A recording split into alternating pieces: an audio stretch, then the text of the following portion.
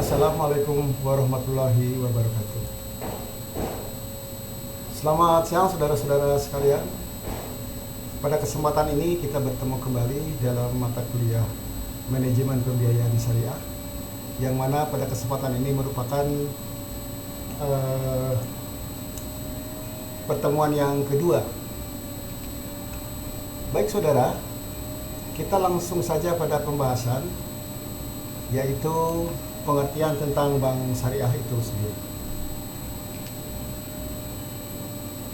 Bank syariah adalah bank umum yang melaksanakan usaha berdasarkan prinsip-prinsip syariah. Ini diatur dalam PBI nomor 6/24/PBI 2024. Atau lembaga keuangan yang memberikan jasa pembiayaan dan jasa lainnya dalam lalu lintas pembayaran dan peredaran uang yang operasionalnya disesuaikan dengan syariat Islam.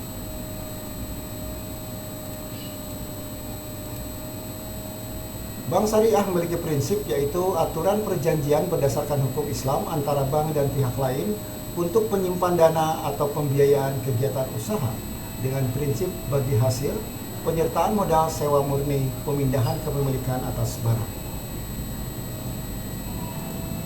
Jenis-jenis bank syariah adalah berdasarkan peraturan Bank Indonesia. Jenis ini dibagi menjadi beberapa bagian, diantaranya bank umum syariah, yaitu sebuah bank dengan sistem syariah, jasa lalu lintas pembayaran.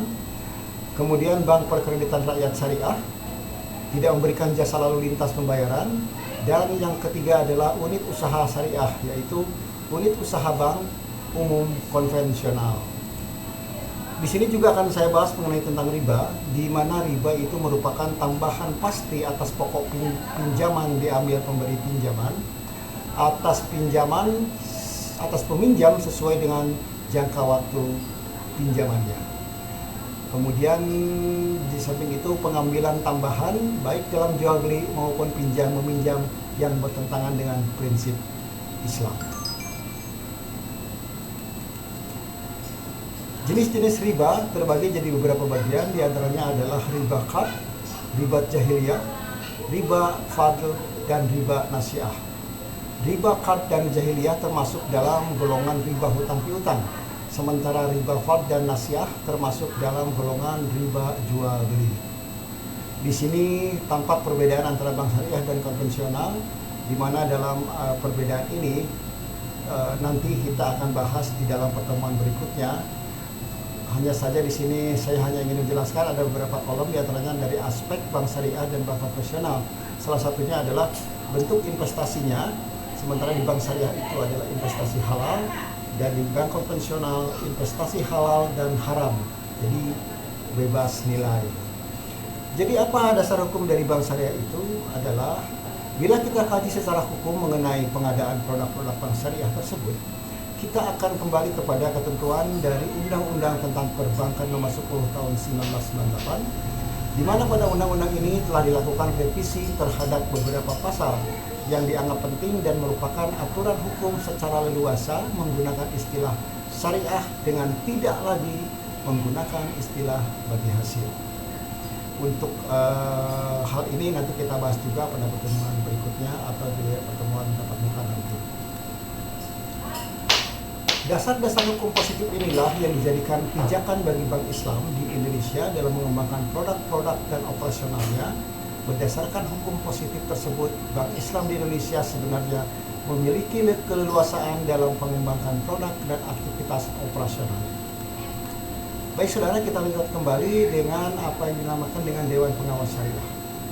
Dewan Pengawas Syariah mengawasi jalannya bank syariah agar dalam operasionalnya tidak menyimpang dari prinsip muamalah Islam. Ya, jadi ada beberapa tugas dari bank syariah itu, salah satunya yang tadi saya sebutkan, kemudian yang bersifat independen dan dipilih pada rapat umum pemegang saham atas rekomendasi DSN. Lantas apa saja kewenangan dari DPS ini? Kewenangan dari DPS adalah memberikan pedoman garis besar tentang aspek syariah dalam operasional, penyaluran dana dan kegiatan lain, mengadakan perbaikan terhadap produk bank bila dalam pelaksanaannya dianggap bertentangan dengan prinsip syariah.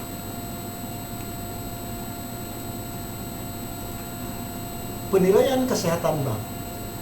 Bank Umum Syariah melakukan penilaian secara triwulan meliputi permodalan, kualitas aset, rentabilitas, likuiditas, sensitivitas terhadap risiko pasar, dan juga manajemen. Kemudian yang berikutnya ini adalah kriteria penilaian kesehatan Bank Umum Syariah, di mana di situ sudah ditulis bobot persentase daripada yang bobotnya, ada komponen penilaiannya juga, kemudian kriteria, dan untuk masalah ini nanti kita bahas juga pada pertemuan tatap muka nanti. Demikian saudara, bahasan pertemuan kedua kali ini. Untuk lebih jelasnya nanti kita akan bahas secara tuntas pada pertemuan tatap muka nanti. Demikian, Assalamualaikum warahmatullahi wabarakatuh.